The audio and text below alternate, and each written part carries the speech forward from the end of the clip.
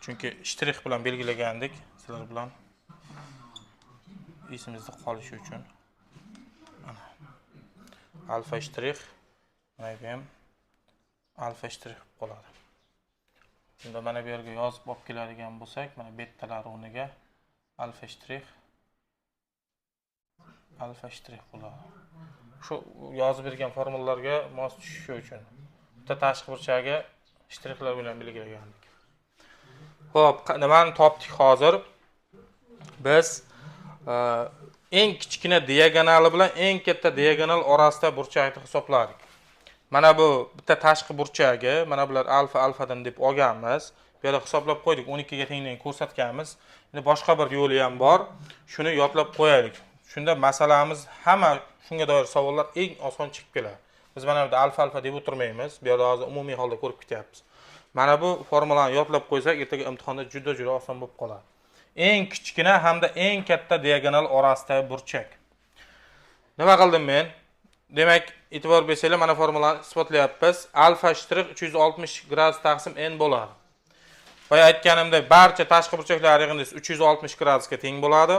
Bitta burchakka bitta tashqi burchak to'g'ri keladi. Shuning uchun hozir muntazam n burchak, bu yerda n ta burchak bo'lsa, n burchakda o'sha n ga bo'lib tashlasam, bitta tashqi burchagi ham kelib chiqadi. Bitta tashqi burchagiga gradus kelib chiqadi. Buni tushundik. Endi oldin ham aytganman, mana bu formulani keltirib chiqarishda, mana 180 n-2 ni keltirib chiqarishda nima qilgandik? Mana bu diagonallar bizda n-2 ta uchburchakka ajratardi. n-2 ta. Sababi nima? Biz mana bu yerdan mana 1 bo'lsin, mana 2 bo'lsin, mana 1 bo'lsin, bu 2 bo'lsin, bu 3 bo'lsin. Mana bu n bo'lsa, mana n-1 bo'ladi shunda. n-1 bo'ladi. Biz bitta uchburchak hosil qilish uchun, mana bitta alfa burchak hosil qilish uchun 3 ga o'tkazayapmiz birinchi. Mana birinchi burchak hosil qilishimiz 3 ga o'tkazayapmiz. Ikkinchi alfani hosil qilishim uchun xuddi shunaqa mana 4-ga o'tkazaman. Hamda n-ikkinchisini hosil qilish uchun mana n ga o'tkaziladi mana bu yerda. Mana shu yerda xullas n-2 ta uchburchak paydo bo'ladi. Oldin ham aytganman, n-2 qayerdan kelayotgan. n-2 ta uchburchak hosil bo'ladi. Shu yerda n-2 ta alfa burchak hosil bo'ladi. Shuning uchun alfani bitta ichki burchakda n-2 ga ko'paytiramiz. Mana bu yerda umumiy burchakni beradi. U boshqa tomondan, boya aytganimdek, 180 n-2 taqsim n bu bitta ichki burchagini bildiradi. Shunga tenglashtirsam n-2 lar qisqarib ketadi, alfa 180 taqsim n bo'lib qoladi. Uni biz mana buning yarmi deb olsak bo'ladi. Chunki mana buni hozir aynan shuni 2 ga bo'lib tashlaydigan bo'lsam 180 taqsim 2 bo'lib qoladi. Shundan alfa bizda alfa shtrix taqsim 2 desak bo'ladi. Endi mana bu hammasini qo'shib chiqamiz. Alfa shtrix, alfa x alfalar qo'shib chiqamiz. 180 gradus beradi. Alfa shtrix 2 ta x 2 ta alfa. Mana 2 ta alfa mana bu yerdan topsak bo'ladi. Mana 2 ta alfa nimaga teng bo'lib qoladi? Alfa shtrixga teng bo'lib qoladi mana. Ana shundan biz alfa shtrix 2 ta alfani o'rniga alfa shtrixga olib borsak bo'ladi. Mana bu ham 2 ta alfa shtrix bo'lib qoladi. Mana 2 ta x plus 2 ta alfa shtrix bo'lib qoladi. Yo 180 gradus. Mana o'ng tarafga olib 2 ga bo'lib borsam, mana bu formulaga ega bo'lamiz. Bitta tashqi burchagi berilsa, uning eng kichkina hamda eng katta diagonali orasidagi burchak bizda mana shunga teng bo'lar ekan. Keyin mana buni ham bilib qo'yaylik. Eng kichkina nima? Mana formulani ham.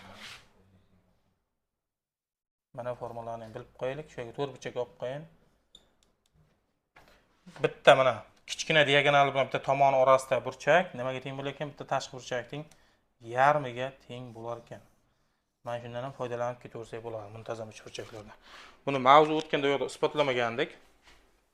Hozir isbotlab qo'yamiz. Endi aynan shu orqali ishlaydigan bo'lsak, shu formulani ishlatib nima kelib chiqadi? Hozir bu yerda x ni 60 gradus deganmiz. Mana buni o'rniga 60 gradus qo'yaveraman. Barobar 90 gradus minus alfa shtrix qilamiz. Bu yerda. Bu yerda alfa shtrixni 30 gradusga tenglaydi. Shunday bo'lib olsa bo'ladi. Endi mana bu formulani qo'yib bersak bo'ladi. Ya'ni alfa shtrix 360 taqsim necha n bo'lyapti. Buni o'rniga 30 qo'yamiz. 30 chiqish uchun n necha chiqib kelish kerak? 12 kelib chiqish kerak mana. Mana shundan top ishlasak bo'ladi. Ikkita usuli bor edi mana. Birinchi usuli nisbatan osonroq keltirib chiqarish, lekin ikkinchi usuli biz formula isbotladik. Qo'shib qo'yib qo'ying.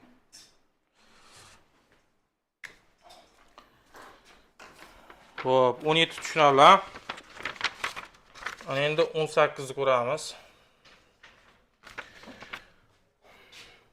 Muntazam ko'pirchakning diagonal soni 35 ta bo'lsa, uning bir uchidan chiqqan eng katta va eng kichik diagonallar orasida burchak toping deyapti. Diagonallari soni, demak n ko'paytirilgan n minus 3 taqsim 2 dan topilardi. Bu yoq 35 bo'lyapti. Ana endi buni ishlaydigan bo'lsak, buni bunga ko'paytiraman n kvadrat bo'ladi. Buni bunga ko'paysa minusdan 3 ta n. 2 ni bu yoqqa umumiy maxraj qilib berib 70 bo'ladi, chap tarafga olib o'tamiz. Minus 70 qoladi. Barobar 0. Bundan n minus 10 n plus 7 mi?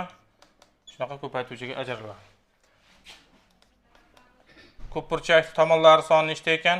10 ta ekan, ha? Endi so'rayotgani bir uchidan chiqqan eng katta va eng kichik diagonallar orasidagi burchakni toping deyapti. Xuddiki mana shuni so'rayapti bizdan. Biz nima qilib olamiz? Aynan shu formulaga qo'yamiz. Eng katta va eng kichik diagonallar orasida toping deyapti. Uni x topish uchun yana boshqa nimasi bor bizda? Alfa shtrixni mana bundan topib olishimiz kerak. Alfa shtrixini qo'yib qo'yaylik. Alfa shtrix barobar 360 gradus taqsim n bo'lyapti. N o'rniga 10 ni olib kelsam necha bo'ladi bu? 36 gradus bo'lib qoladi mana. Endi mana bu formulaga qo'yib yuborsak, x barobar 90 minus 36 necha bo'lib qoladi? 54 gradus bo'lib qoladi. Bitta mana tayyor formula orqali biz javobga boramiz. Javobni 54 gradus emas, A javob deyishim kerak. Yaxshi. Tushundik-a?